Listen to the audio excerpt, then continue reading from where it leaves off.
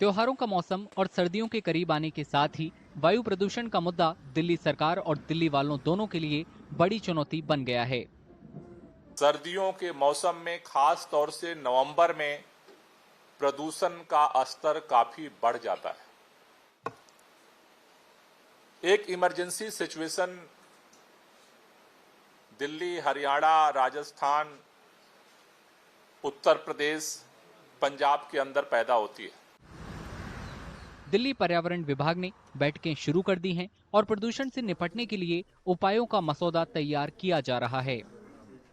पर्यावरणविदों का तर्क है कि सरकार इस मुद्दे पर अभी से काफी गंभीर है।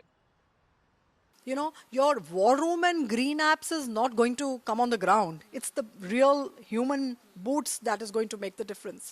So that is one thing. That why is it taken so? We're you know, like so hard hit with unemployment, and what stops the government from hiring people? You know, it's just unimaginable. Why do you have vacant posts in the pollution board or the forest department? Because these are the authorities, these are the people who have to actually run the show on the ground and make sure the pollution violations are taken care of. Delhi के पर्यावरण मंत्री गोपाल राय ने प्रदूषण रोकने के लिए cloud seeding की उम्मीदें तलाशने के लिए केंद्र सरकार को पत्र लिखा है। इमरजेंसी सिचुएशन में इमरजेंसी मेथड के लिए आर्टिफिशियल रेन के लिए पिछली बार आईआईटी कानपुर ने हमारे सामने एक प्रस्ताव रखा था। उन्होंने कहा इसके लिए सेंट्रल गवर्नमेंट की बहुत सारी परमिशन चाहिए। इसलिए हमने केंद्रीय पर्यावरण मंत्री जी से निवेदन किया कि एक बैठक बुला लें आप, जिसमें केंद्र सरकार की जो एजेंसियां वो भी रहें, आईआईटी कानपुर भी रहे और हम भी रहेंगे।